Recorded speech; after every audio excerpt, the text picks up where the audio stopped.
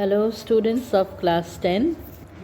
We are already halfway into our last chapter. Just a little more portion is left to be completed. In the pipeline portion, I have explained with the help of map work. I hope the concept is very clear now. So today we will complete waterways, major seaports and airways in this video. So waterways has been one of the most important means of transportation since a long time back. India's location in the southern part of Asia has greatly promoted trade through water transportation. Our sailors are using this water transportation and connecting to different parts of the world. They are connecting to different countries, and there is spread of culture, tradition, knowledge, architectural style with the help of these waterways. Waterways is in fact the cheapest means of transportation, and heavy and bulky commodities move only through the waterways. Large container ships carry goods to different countries abroad. It is fuel efficient and efficient means of transportation which is also environment friendly. India has a huge length of navigable rivers, but one thing must be clear, that rivers are navigable only in that part where it is moving over the plain area. The mountainous stretch is not navigable. The plateau areas of the rivers, the stretch where the rivers flow over the plateau, is also not navigable. Only the distance where the river flows over the plain area, it is navigable. Now for navigation, at present mechanized boats are used, that is boats that work with the help of machineries. Apart from that, the simple boats are also used to cross the river. Now the government has declared national waterways. Some of the rivers, some stretches of the rivers has been declared as national waterways. So the first river which is considered as national waterway number 1 is between Allahabad and Haldia, and that is the river Ganga. The stretch of the river Ganga between Allahabad, which is in Uttar Pradesh, and Haldia, which is very close to our delta portion, or it is the last point of port in the eastern part, is considered as national waterway number 1. Then the national waterway number 2 is the Brahmaputra river. Again, the stretch of the river which is through the mountains is not navigable. Only that stretch which is over the plain area, that is between Sadia in the eastern part of Assam till Dhubri. Dhubri is the point where the river Brahmaputra enters into Bangladesh. Just at the head of the Bangladesh, you will find this location of Dhubri. One map is given in page number 86, and in that map, just at the head of Bangladesh, just below Bhutan, you will get the location of Dhubri. And finally, the West Coast Canal along the western coast of Kerala, we have the national waterway number 3. Apart from this, there are other rivers which are navigable in different stretches.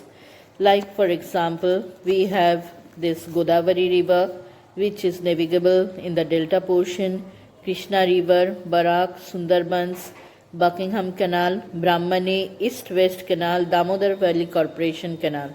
All these rivers are used for the movement of both passenger traffic across the bed of the river and also some amount of merchandise. And we all know the entire foreign trade of our country, 95% of country's foreign trade is carried out with the help of the ports, and the ports in fact is responsible for movement of these goods to different countries and also for handling cargoes which come from other countries.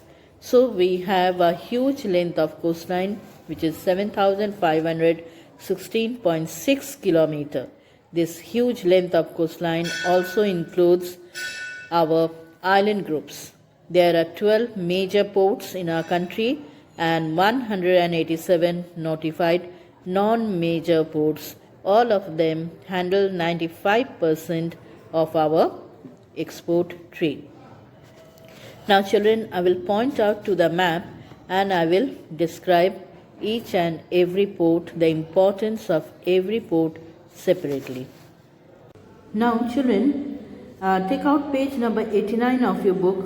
You will find that we have an India map which contains all the ports.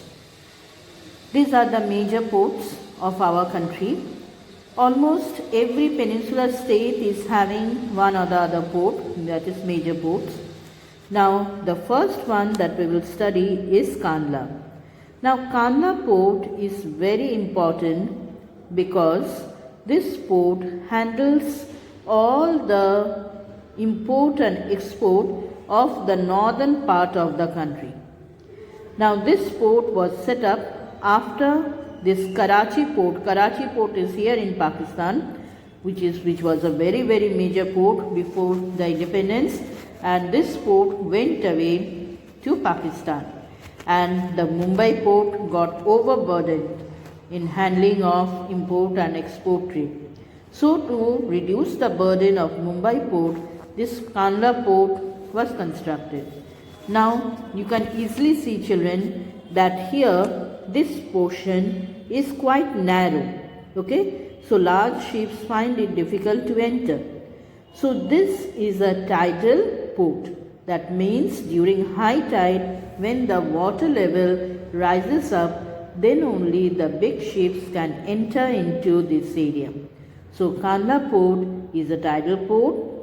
Ships enter at the high tide, during high tide, and during again high tide it will leave the harbour. Now the states of Gujarat, Rajasthan, Haryana, Punjab, Himachal Pradesh, Kashmir, Ladakh and Uttarakhand here, even the western UP, whatever the trading is done through the waterways of these states goes away through the Kandla port and also enters the country through the Kandla port, because this is the nearest port for the northern states.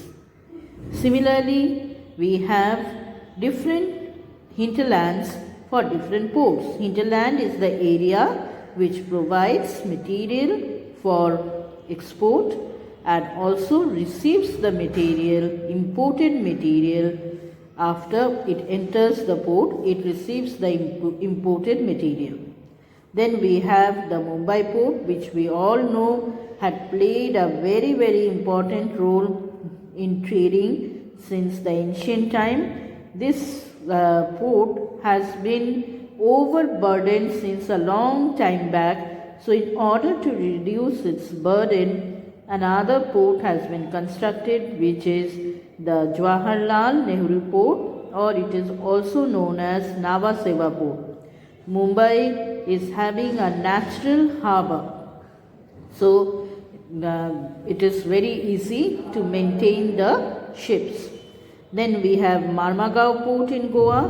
Marmagao port handles the major share of iron ore exports of this belt of Goa and Ratnagiri, which is located in southern Maharashtra. So the export of this belt is handled by the Marmagao port.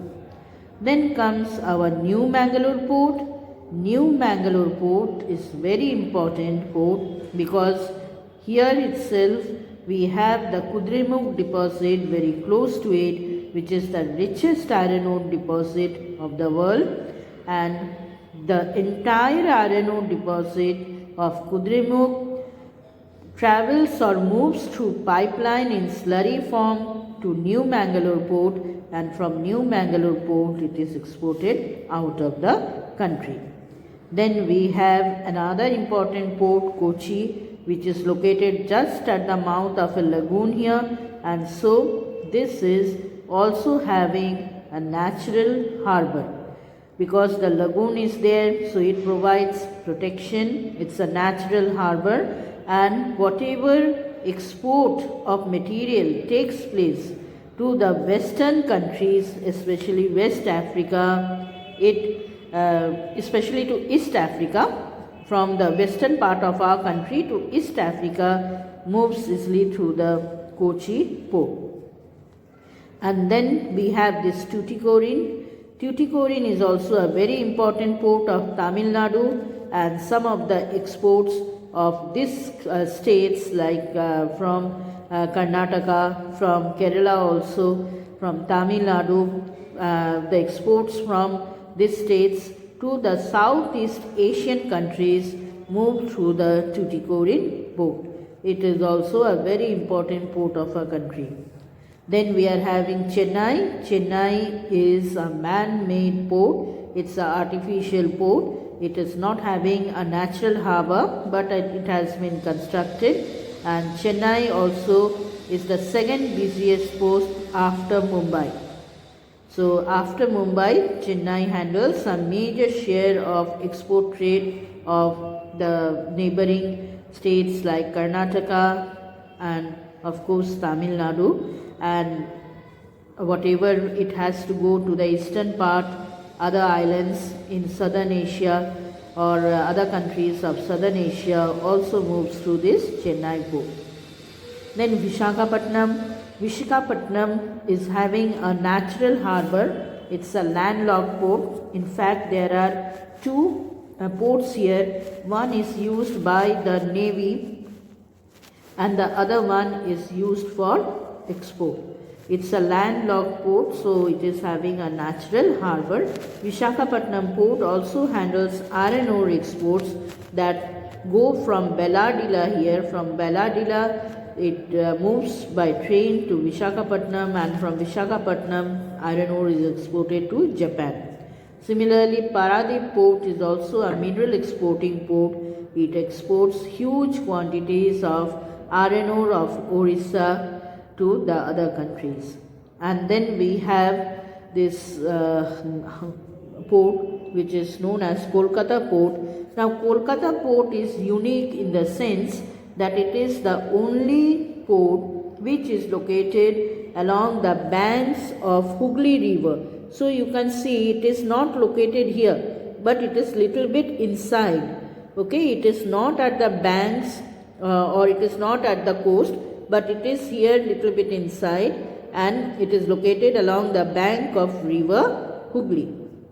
Kolkata port suffers from dredging, that means deposition of silt, because it is located along the bank of the river Hooghly, and here there has been lot of siltation.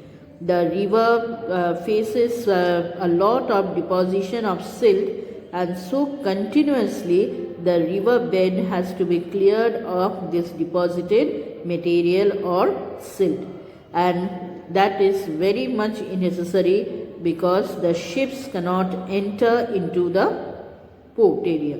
So the ships cannot enter into the within the river. So during high tide, only during high tide they can enter, but not large ships. Smaller boats has to carry the material, has to take the material, download the material from the big ships, and then the smaller boats or launches, they move into in this area. So this Kolkata port was in fact very much overburdened with the export of jute and other commodities which were produced here, both agricultural as well as mineral. So it was creating lot of problem. The problem of desiltation is a major task for the people working in the port or in the area here. So another alternative port was developed, and this was the Haldia port. Haldia port is close to the sea coast. So Haldia port has been developed, and all the major big ships remain positioned at Haldia port, and with the help of smaller boats, the commodities or the goods are taken from Kolkata port to the Haldia port through the river Hooghly. So with the help of the river Hooghly, the material is transported from the Kolkata port to the Haldia port, and then it is shipped outside. So these are the major ports.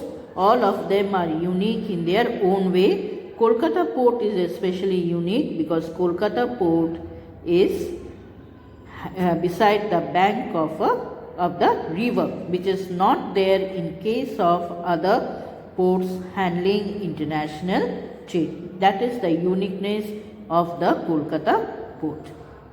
Then comes our airways. Airways are now assuming a great importance in the present scenario. It is no doubt the fastest means of transportation, one of the most comfortable, and the most important thing is that it is a prestigious mode of transportation. And because it is the fastest mode of transportation nowadays in this busy world, busy people, they opt for this airways, for air travel. Airways has, though it is very costly, but it is very important means of transportation for the areas which are having high mountains. Like for example, children, you must be knowing that Nepal is not having railways, but it is having a very well developed air transportation system. So the areas where there are high mountains, or the areas which are covered by dense forest, or the areas which remain flooded, or for oceanic stretches, or for the desert area where the railway track is very difficult to lay down. So the airways is the best means of transportation there. Now we are having both national and international flights. National flights run within the country and they are operated by the Government of India, which is a public sector undertaking, and also many private airlines, they fly within the country. Whereas in the international airways, we have this Air India, and also some private airlines are also now covering the countries which are quite close to our country. So air travel is very important because it has made access easier, especially in those areas where there is some physical constraints, where the physical condition, that is the natural condition, is not suitable for movement by air, by roadways or railways. Now, our air transportation was nationalized in 1953, and as I said, there are many private airlines which are operating apart from our Indian airlines. There are helicopter services also offered by Pawan Hans Helicopters Limited. So, especially where it is difficult to construct airport, helicopter can take off and land directly, vertically. So in the difficult areas, especially where rescue operations has to be done, these helicopters play a very important role. Now we are also drilling oil and gas in the offshore areas. Offshore means outside the border of the country, in the bed of the Arabian Sea, and somehow in the bed of Bay of Bengal also. So this ONGC, they take the help of these helicopter services where they carry the officers into the drilling stations and take them back to their own place also. So these helicopters are also providing very valuable services. So the Indian Airlines operations are extended to the neighboring countries also in the South, Southeast Asia and Middle East, especially in the northeastern part of the country, children, where there is dense forest and it suffers from flooding. There are mountains also. There are huge number of mountains in that part. In this area, special provisions are made by our government to make the people reach their destination faster and in an easy manner. Here some concessions are offered for the people for easy, affordable travel. So airways are very important, children, especially in the current day, in the modern times. Airways are providing very valuable services, and now it is not as costly as it used to be before. So children, we have these different airports in our country, some of which are also international airports. So all these airports are very important, and you must know the airports by the name, by their particular name. Like for example, Chhatrapati Shivaji Terminus, or say Netaji Subhash Chandra Bose Airport, or Raja Sansi Airport, or Minambakkam Airport. You must know the names of the airport of the country. So okay children, now in the next video we will do the means of communication and trade. So thank you children, have a nice day.